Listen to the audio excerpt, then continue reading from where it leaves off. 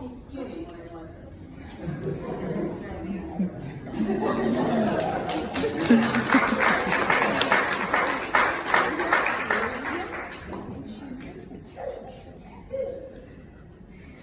I'm the youngest of the Thompson girls, and I do remember very well years with Steve. But like when Mary called me this morning, she said, "Do you even remember life without Steve?"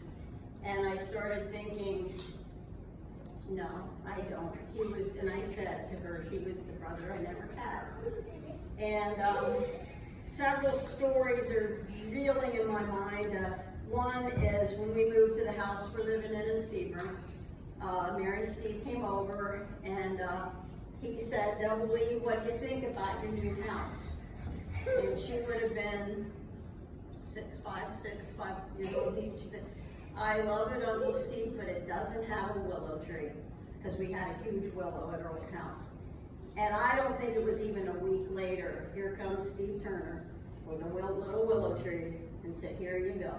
And so he took that to heart, and he went and got it. Whether Mary went and bought the willow, I don't know, very possible, but and we all know Steve always wanted to take us on these adventures, but sometimes the directions got a little lost. And several of my stories would be, if you remember Bee's Big Red Cadillac, we were up in Atwood, and she had the last cabin as you're coming, when you're coming into Otherwoods.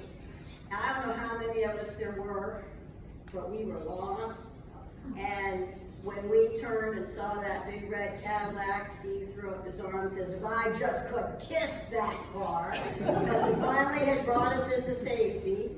Another Atwood story would be, we needed firewood, because I was probably his first, protege on building fires.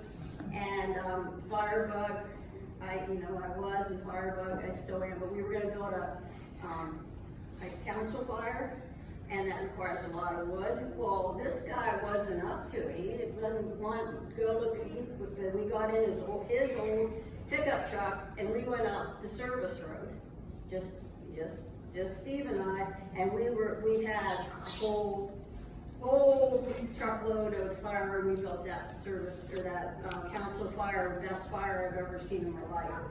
And then back to another Atwood story is that the first year we went to the campgrounds. Remember, we just used to go to Tuscarora and park in Philadelphia, and then we dispersed, and maybe Aunt Martha would have a cabin somewhere, and we would go visit there or whatever.